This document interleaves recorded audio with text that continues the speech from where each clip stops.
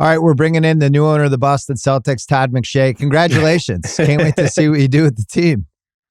Pretty good money they got for that, huh? Quite the investment. Yeah, big six with no arena. So you have the McShay Show for us.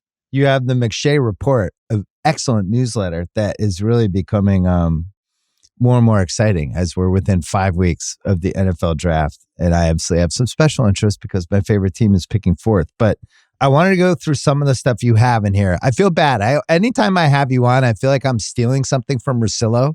Do I have to work this out with him? I don't know. I just feel like I'm going to his fridge and grabbing like his grapefruit juice and taking like a big swig. No, you're like Team Russillo. I always feel bad. Yeah, but we're all on the team now, right? Great. That's a good way to put it. I'm going to tell him that. It's starting to look like 1-2 for the QBs, which is what you laid out in Mock Draft 2.0. Cam Ward to Tennessee, Sanders to the Browns. Can we go through all the breadcrumbs of this Cleveland Browns, Sanders at number 2, please? Let's hear it. All right. So, I mean, you turned me on to Bazana? I had to look up who Bazana was. Did you like how I was on deep social media trying to find weird people talking about this? Yeah, I actually did. And I'm sitting here, right? And I'm watching tape and it was running back. So I'm on the 8th or 9th running back and I've got like 20 more guys to do. And then we're texting about that. And I was like, you know what? I'm going to stop down for a minute. I thought I was going to take like 10 minutes and look through and see. But then I kind of got into my own little deep dive of, all right, so everyone wants to say Shedeur's got a second round grade for a lot of teams. I talked to two we'll call them sources, 2 personnel people, right, at the combine who were in the 15-minute interviews with Shedeur Sanders for teams that are drafting in the top 10 that need a quarterback. And I was surprised the information that came out was, and I'll kind of paraphrase or summarize, we got the vibe after meeting with all these other players and all the years of doing this. You can sense how important these meetings are for the individual player when they come in. For Shedeur with us, we didn't get the sense that he cared an awful lot about what we thought of him. Right. It was almost like he was meeting with his accountant for 15 minutes or something. He was trying to sell them. Right. Like exactly. And so I'm getting that information. And I look at him as a player who in certain systems, certain situations, he's got a chance to really succeed in the league, but he's not for everybody. He's not a big, strong arm, mobile quarterback. He's none of those things, right? And so because the perception is because it's Deion's son, you just in your head are like, oh, he's got to be an amazing athlete, and he's actually a way more traditional quarterback. It's the biggest surprise you'll see. And he was talking about, I'm gonna run faster than my dad. I'm like, I don't know if you were to run a 40, I don't know if you're gonna break like 4.8. Yeah. So you've got all of that. And now the reports come out from different people in the league. Like, well, we don't even have a first round grade on him. And so I get it because in the teams that are willing to talk are the teams that don't have interest, right? So that's kind of the backdrop. And then you send me some of that stuff. And I had heard that Cleveland's a place that he has interest in, but that's a short list. And there are some teams, and I think those teams that I talked to that he didn't have the overwhelming interviews with are the ones that are on the list where Coach Prime's been telling us since October, November, that there's going to be some teams that my son's just not going to go play for. So you start to put all these things together. And I just took a minute and I went back and I looked at Kevin Stefanski's history. What has made him successful? What has he been successful with? Well, Case Keenum, he won 11 games with. Wow. As a coach. Kirk Cousins, he won 10 games with. And a quarterback coach, offensive coordinator, like hands-on with those guys. And so it got me thinking, like, the skill sets are the same. Not big, not mobile, not elite arms, but process quickly. That's his secret sauce. That's what makes him special. Would you put Flacco in there? Flacco, modern day Flacco, still has a big arm, but not like, the Baltimore Ravens in his prime, Flacco, and has never been overly mobile. So he's winning games with these guys who are pocket passers, don't have these traits, but they all process quickly. They're accurate passers. That's what Shedeur is. And so now I'm looking at it, I'm saying Cleveland is in purgatory salary cap wise because of the Deshaun Watson deal. So if I'm Andrew Berry, and I don't have any information that's saying Cleveland is taking Shedeur, just to make that clear. But if I'm Andrew Berry and I'm saying, all right, the salary cap's horrible this year, and it's not going to be any better next year. We maybe can get a Russell Wilson or make a trade for Kirk Cousins, but that's just temporary. That could help us win some games this year while we're developing a young quarterback, whether that's for later in his rookie year or for year two. But we got to get to year two. Because if we're drafting this high next year and talking about like Garrett Nussmeier from LSU or Carson Beck or whoever the quarterbacks are going to be next year, we're probably not the decision makers here in Cleveland. We probably lost our job. Like, they have to get to year two, not the Browns. Correct. The people making the pick have to get to year two. Correct. So it makes sense that you bring in Kenny Pickett as a backup, and maybe he does better things than all of us expect if forced into duty. Exactly. But so why are they still in the market for these veterans? Well, they're not going to cost anything. And so it's they're only up. They weren't in it for Stafford. They're not in it for Aaron Rodgers. But if they can bring in someone to help win games, whether it's the whole year or part of this rookie year for Shedeur Sanders, that gives them a shot. And then if you have Shedeur, there's energy, there's excitement about the future. And Stefanski's one of the handful of guys in the league that I believe could get the most out of Shedeur and actually win a lot of games with. So we're checking a bunch of different boxes that make the NFL draft and the NBA draft so much fun, right? Yes. There's desperation. You have decision makers like, I might not be here in a year. What's my big swing? Well, we have no salary cap space. I have the second pick in the draft. Nobody's really going to probably trade up for this. And even if they do, I won't have a quarterback. We're going 6-11, 7-10 next year. So you have that. You have the Myles Garrett piece who was going to leave, get a trade. Something happened. He gave that one interview where they asked him, are you comfortable with what's going to happen at quarterback? And he's like, oh, yes, I am. I was like, oh, what is it? Why is he comfortable now? There's no free agent. It's not Russell Wilson's not making him comfortable. I wouldn't think so. Flag that one. Then you have Sanders like playing footsie on social media with the top Indians prospect, which I thought was notable. You have the dad who, if his son goes second in the NFL draft, it's more money, it's more prestige, all that stuff. Cleveland. And his dad, like we can say all the things you want about Coach Prime and he's not for everybody. And the way he handles things it's kind of against the establishment. So there's obviously always going to be pushback, right? But he is dialed into the league and he knows the guys that can help develop his son. And at the end of the day, as a father, right, all you want to do is put your children in a position where they can help them get the best of what they are, no matter what their career path is. And so I think he looks at it and with his connections in the league and his understanding, and he looks at it and says, you know what? I'm in a good position. Yes, he makes more money if he goes picks 1, 2, or 3. But also with that, and it's kind of unique, there are 3 guys that are running the organization as head coaches that actually can coach quarterbacks. And he's not going number 1 where Brian Callahan is, but Stefanski's an outstanding quarterback developer and can work with him. And Brian Daboll, while he's worked with bigger, Josh Allen's and Jalen Hurts at Alabama, he's worked with guys that have different traits. Brian Daboll can coach quarterbacks really well. Right.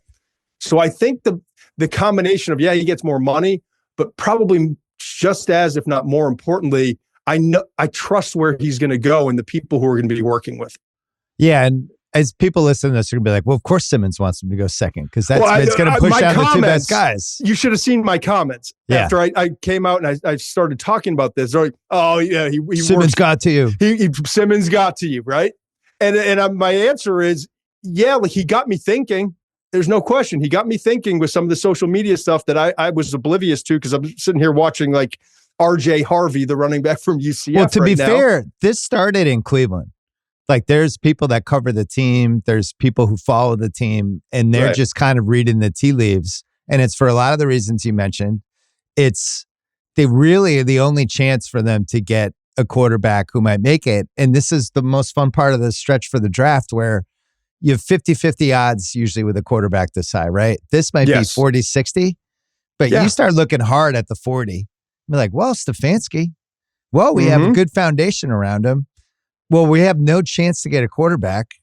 What if we can turn him into something like, Russillo has a theory. He would just take a quarterback every year in the first round, I think, because it's like, let's just keep throwing the darts and at some point until you hit the balloon. Right.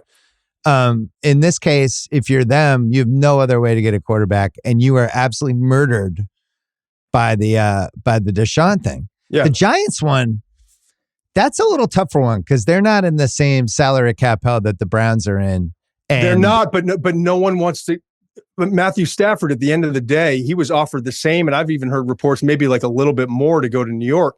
Yeah. But if you're looking at it and I say I get 2-3 years left, I'm not certain that Joe Shane and more importantly Brian Daboll is going to be there for 2 or 3 years. What's the stability about of the 1 year? organization? They're in the same desperation thing, right? If they hit on Sanders, they can save the jobs. Yes. So that's why for the majority of people I talk to in the league, Bill, it is a later first, maybe early second round grade for Shedeur. But for the teams that are in these very unique situations, Cleveland at 2 and the Giants at 3, they have circumstances that require them to make decisions that maybe they wouldn't make if they had 6 years left on their contract. They'd done a lot of winning, and they didn't. They wanted a quarterback, but they didn't need to reinvigorate the fan base, and more importantly, show promise towards the future. So this isn't Mitch Trubisky either, because this kid comes with real fame already. People have watched him in college. They've watched him do good things. They like his dad. He's got some pizzazz. Whereas like Trubisky, it's like, hey, he started 13 games and he's like Darko Milicic, basically. Hey, on paper, this guy's amazing, and there's really no evidence at all. And you talk yourself adversity, into it. Didn't have to come back for a second year where defensive coordinators had seen it the first time around. Like Shedeur, here's the thing that I find interesting. First of all, when you watch the tape, he's tough as nails. So forget all like the diamonds and the commercials and all that stuff. Yeah. This guy is an old school throwback, pocket passing, stare down the gun barrel, take the hits and pop back up type of quarterback. Okay. Right. And the other part is too, it's interesting talking to people in the league, to a T. It's like, yeah, Prime's getting all the media attention and people think that that's a headache. He's not going to be a headache when Shedeur comes here. In fact, and I don't want to go into a lot of detail, and it's speculation and when one person's thoughts on it versus another's, but Cam Ward's got a father apparently who's been very involved, and so there's talk in the league of like, and it's not going to affect where Cam goes. He's going to be the first pick in the draft, but like the interesting part to people in the league is like we'd be a little bit more worried about the externals with Cam than we are with Shedeur and Coach Prime. Yeah. And he's also had a big spotlight on him for the last couple of years, right? And abnormally large for a QB. There's one other piece. So you were talking about how he didn't do well in a couple of those interviews, right? Yep. Or the vibes were off and it. Yeah, nothing was disrespectful. No, just like, doesn't seem like he's that interested in coming to our team. He knows something that maybe we just don't know. And Right. So there's an NBA version of this during the COVID draft when LaMelo ends up going second to Charlotte. And the story I always heard was they have to do Zoom interviews, and it's like the most fucked up draft process ever. And they do the LaMelo thing, and he's just really off in it. And he's distant and just seems like he doesn't really give a shit about the Warriors. And it affected how they thought about, whether they should take him or not. And then it turns out he probably knew he was going, Charlotte. He probably wanted to go there. Right. And you kind of perform what your expectations are for where you want to go, right? So if it's a team, and I can totally see it, if it's a team you don't really want to go to, you turn into Tom Cruise in Risky Business where you're like, I don't really want to go to University of Illinois. I want to go to Princeton. Right. So if he has an inkling that he could go second, he knows in Cleveland, like obviously LeBron was there, like you can become a big star in Cleveland. But I can see it. It's a good situation because their team wasn't bad last year. Like they're not that far away from being a little more impactful maybe if they had a decent QB. No, and they need a running back, and this just so happens to be the best running back class maybe in the history of the draft, and certainly since 2017. Yeah, and they're not that far away. They're really not. And I go through it. If I'm Shedeur and I've got assurances that it could be Cleveland, but if it's not, it's very likely going to be the Giants. I think that probably led to what you were just talking about too. And there's no trade-up team, we don't think, because the Raiders got Geno. I don't think that the Jets just went in on Fields. I don't see them trading up anyway. And then the Saints. I do hear that the Jets could throw us a curveball the first night. Let's just get it out here now. I'm not saying it's going to happen, but I think there's a little bit of love for Jackson Dart in that building. Oh, it seems like he's the yes. Bo Nix of this draft. Absolutely. Bo Nix ends up going, what, 12? He went 12. Seemed inconceivable. He was second round. Oh, maybe late first round. Then all of a sudden he's 12. And if it wasn't Denver, it was probably going to be second round. Yeah. In that place, it just, Sean Payton fell in love with him. Perfect fit. And that's how it worked out. And listen, Jackson Dart doesn't go 7, which again, I'm maybe let's put a 25-30% chance at most at this point. New Orleans is a possibility at 9.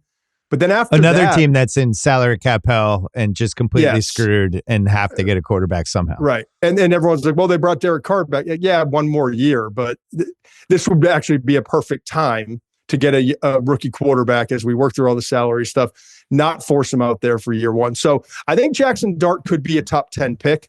But if he's not, then it's like, we talk about 21 to Pittsburgh or a team. That's the other thing. Either the Browns or the Giants are very likely to take Shedeur. Whichever team doesn't, the Browns are picking at 33, which is the first pick of the second round. The Giants are picking at 1 spot after that. I think you'll see one of those teams, whichever one doesn't get a quarterback, wind up moving into the first round. Maybe it's to pick 19 to Tampa or 20 to Denver to try to secure Jackson Dart. And also to get that 5th year in the NFL, there's a 5th year option for the first round players. So you want to get that for that extra year of security as an organization. Well, in the McShay Report, a very excellent newsletter that everybody should subscribe to, pops right into you. It's like I woke up this morning, 7 o'clock, looking at texts, Celtics all of a sudden got sold. Then your newsletter came. I'm like, what a great morning. I haven't even had coffee yet. You have the Giants trading up to 19 for Dart. You had a fake trade. 34 and 65 and a 26 third rounder to the Bucks. Yeah. For pick number 19. So in that scenario, the 2 quarterbacks go 1-2. They take Hunter third. And I want to talk about that in a second. And then move up and take Dart. And now they're like, we've got Dart. We've got Neighbors. Yep. Yo, Travis Hunter. Who knows? Maybe he'll play both sides of the ball. And all of a sudden now there's energy with the Giants. Absolutely. And let's bring it back to the top 4, right? It's a puzzle. Yeah. And we know we've got one of the 4 pieces of the puzzle with those 4 picks. I feel very strongly like we've got it planted in there, right? So now figuring out the other 3, it's almost like the rest of the draft starts at pick 5. Yeah. Like Mason Graham and Tyler Warren and the running backs and all this.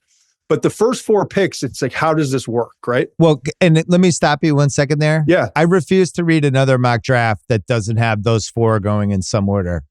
Yes. I still see drafts from like good places where they're like, number 4, Patriots, Will Campbell, and then Jacksonville takes Abdul Carter at 5. And I'm like, I promise you that's not happening. No. If Abdul Carter is at 4, they're taking Abdul Carter.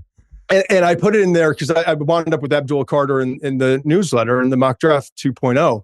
I put Abdul Carter in there, but I'm very, very clear to my friends here in New England, like, don't get overly excited because a lot has to happen. So don't buy the jersey yet. Tell my buddy J-Bug, like, don't buy it yet. Wait till like end of April. But if Shedeur goes 2 or 3, you can buy 2 jerseys and get rid of one of them because it's going to be Hunter or Carter, period.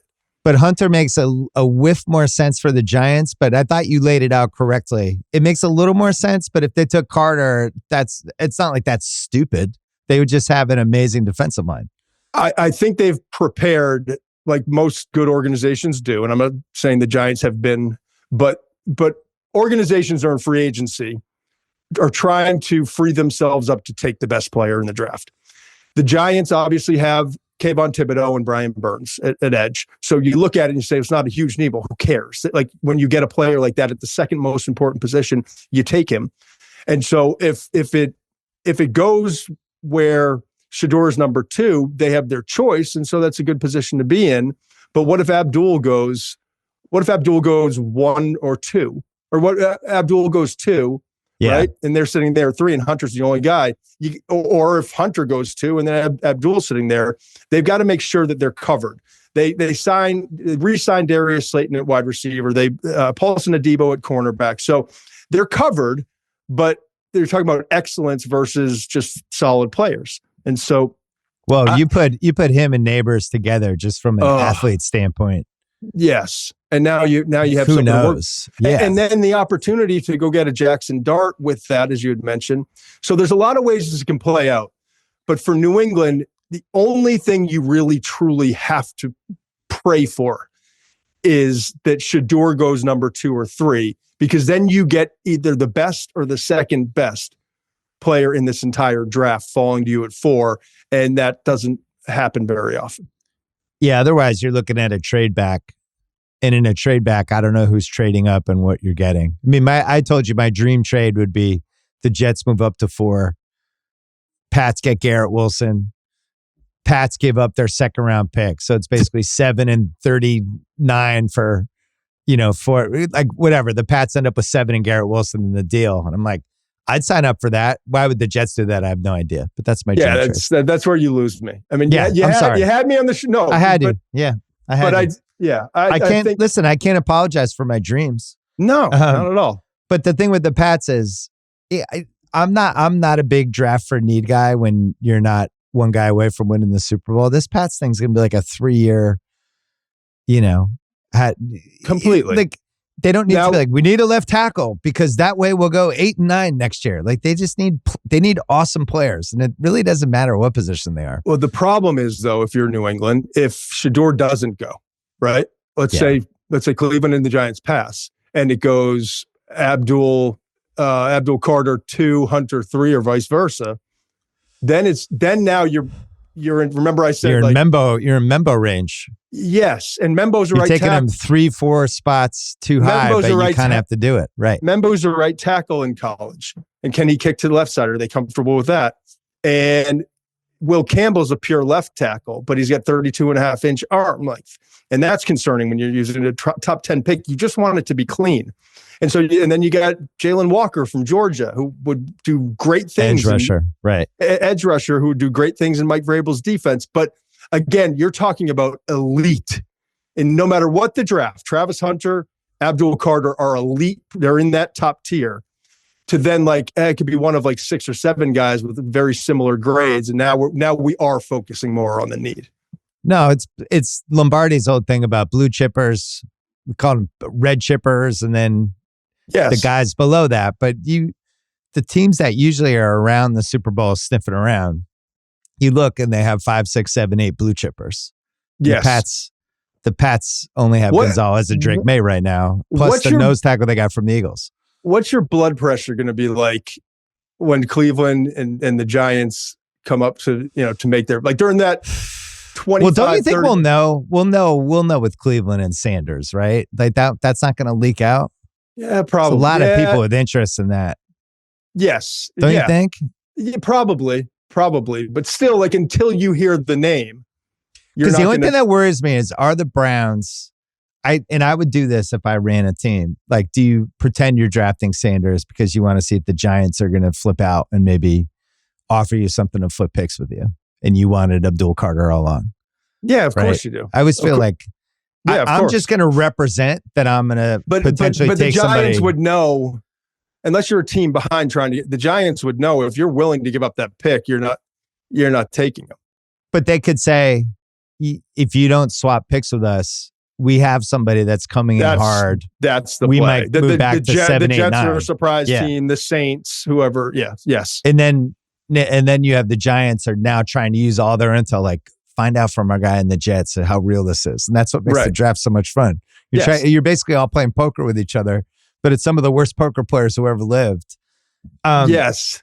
So the biggest questions are Carter versus other than QBs. Carter versus Hunter, just who has more value, and that really seems like whoever just needs whatever they do more. But they're pretty equal. You have Carter above Hunter, but not by a shitload, right? It's like basically identical. The tricky part for Hunter is what's the plan, right?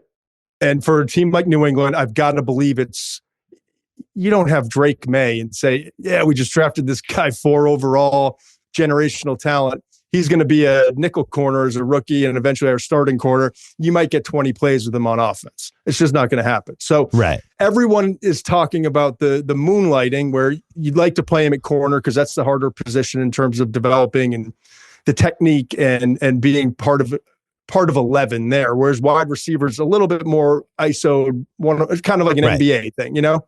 Yeah. A lot of one-on-one stuff. For New England, I can't imagine that would be the case. I think it would be, you're a full-time receiver. We've got our biggest asset in this entire organization is Drake May. And so we've got to assist that. And then, this is also our best chance to get a number one receiver because we struck out trying to get all these different guys. Now you're looking at Stephon Diggs and Brandon Ayuk, and people are coming off major injuries. It gets a little, and it's a receiver draft that sucks. Yeah. So it depends on the team, but I'll say this. I think Travis Hunter is more advanced as a wide receiver right now. I think Travis Hunter can be Garrett Wilson and with maybe like a touch more juice after the catch. So I would have no problem with him being a 50 snap a game offensive player and 25, third downs, red zone, that kind of stuff on defense. If you can manage all that. It sounds like such a fun wrinkle for whoever gets him, where if you play him at receiver, but he's also like your dime back, and it's just like he's in now. Oh my God, he picked one off! Like it's kind of like when Dion. Remember when Dion would come on the field to return a punt or kick? Do you remember or when he would line up at receiver? It was like so exciting. It was like, oh my God, are they going to throw it to him? Right. So that would be cool. This tournament season, FanDuel is giving you the power to take control of your bets. Introducing the Bet Back Token, the ultimate game changer that lets you bail on any bet that's not going your way by turning it into bonus bets. It's simple. If one of your bets is not heading in the right direction in the game, go to your My Bet section, tap the token, get your stake back immediately in bonus bets, just like that. Right now, for the tourney, FanDuel is giving all customers a Bet Back token. It's just a shame the Mavericks couldn't have gotten this for the Luka trade. Just head over to FanDuel.com/BS to grab your Bet Back token today. Only on America's #1 sportsbook. You must be 21 plus in present in select states or 18 plus and present in D.C. Opt-in required. Refund issued as a non-withdrawable bonus bets that expire 7 days after receipt. Max refund $5 unless otherwise specified. Restrictions apply, including token expiration. See terms at sportsbook.fanduel.com. Game problem, call 1-800-GAMBLER. Visit rg-help.com. This episode is brought to you by Audi. The all-new fully electric Audi Q6 e-tron. A huge leap forward featuring effortless power, serious acceleration, and the most advanced tech of any Audi ever. Experience technology that puts you center stage with a panoramic digital stage, plus an optional screen for front seat passengers. That sounds fun. Perfect for watching the latest sports documentary. Maybe I made it. The Q6 e-tron is not just a new EV. It's a new way to experience driving. Learn more at AudiUSA.com. Always pay careful attention to the road. Do not drive while distracted. Then the draft really starts at 5. Yeah. And you had Mason Graham going to the Jags in mock draft 2.0. Yeah, it makes a lot of sense. The running backs are fascinating to me too, though. Right. So I was going to say that the Boise State kid at 6 to the Raiders, but then you also love Hampton, and we could have 2 running backs in the top 12, even though one of the only things we've learned about the draft is don't take running backs that high. Right. It's a disposable position. Like I was looking at the 2016 draft in the NFL. Don't ask why. And like everybody in that draft seems so old now. Like Zeke Elliott's in it. 2016 draft is like not that long ago. Like Jaylen Brown was in the 2016 draft, and he's crazy? Just hitting the prime of his career. And Zeke Elliott seems like he's 48. Right. So you think about that with running backs, and it's like, all right, so I'm going to draft somebody that I have for 6 years. I get Mason Graham. He might play till he's 36. He might have 2 giant contracts. Cam Hayward's 36 now. So right. Yeah. So if you're taking a running back that high, you better think it's like this is Saquon Barkley, Bijan Robinson. For each of those teams, you look at the Raiders and like some of their other positions, like wide receiver. There's no receiver to draft that high. Some of the other position, cornerback, like Jahdae Barron from Texas, but it's not like we're not talking about one of those like elite corners. You look at what Pete Carroll has had, and he's not necessarily, going to be it depends on what his role winds up being, but Tom Brady is going to play a big part in all of this too. But from from the standpoint of how they want to build it, you want to have a great defense. They want to recapture some of the Legion of Doom stuff. They want to have a running back like a Marshawn Lynch who a can big be banger. a big banger, protect the ball, let the defense take care of a lot of the business on the field. And that's what Ginty is in terms of an every down back. He like the missed tackles forced and like he's a special back. So that it makes sense for that organization and for that pick where they are, because it's not like they're passing on this elite pass rusher or corner or wide receiver that they shouldn't for a running back. And then for Chicago, they handled their business so well in free agency. Yeah. 3 offensive linemen. They're protecting their quarterback. They could go tackle with that spot if Will Campbell's still there. But I have concerns enough with drafting a 32.5-inch arm tackle in the top 10. And if we bring in a running back to go with DeAndre Swift, how much more are we protecting our quarterback by having 2 backs? And so if one goes down, we still have a top shelf back. If both are in there, they're keeping each other fresh. We can run the football. We can take some pressure. I don't know. And we saw what Ben Johnson did with Jahmyr Gibbs and how quickly that offense went from 90 to 100. With that one player really. So if Will Campbell had 34-inch arms, he'd be the 4th pick in the draft. Could be, yeah. Isn't that crazy? There's only 3 starting tackles in the league at the end of the year with sub 33-inch arms. So you're playing it's kind of Parcells used to say we don't want a roster full of exceptions, So that part's concerning. If you're a GM, would you ever take a running back in the top 12? No. I don't think I would either. Especially not this year when I'm looking at guys like Quinshon Judkins from Ohio State and Cam Skattebo, his tape I liked even more than I thought after watching the awesome things he did this season. That's my dream scenario for the 3rd round for the Pats. I don't know that he's going to get. I don't know that he's going to get there. He might not, but even if not, you got RJ Harvey from UCF. You've got DJ Giddens from Kansas State. But you know this though, when there's too many, guys start dropping because nobody ends up taking. Like even think about last year with the wide receivers that got so stupid, and the Pats ended up with the 10th guy in the first 35 picks. It was a receiver, right? I think there's a. They know all of a sudden Cooper goes to the Eagles at 39. He's the 3rd best defensive back on the board. I don't know. I just feel like when there's a glut, it really fucks things up. And sometimes though, when you look at it and say, well, I can get those guys later. Sometimes it's like, hold, and then all of a sudden one goes and there will be this run. But I think everyone's going to kind of wait to see where the dominoes start to fall before they jump in. Because no one wants to draft a running back over some of these other premium positions, even if you're talking about pick 40. Yeah. They'd rather wait. But I would say the Gibbs and the success Detroit had with him as a weapon would make people think like, maybe in the 12 to 15 range. I always look with the draft, and I'm already starting to think about NFL over-unders and the win totals. And can somebody get, like when the Eagles got Jalen Carter that year, it's like, that's getting that guy at 9, Jesus. Like that might affect.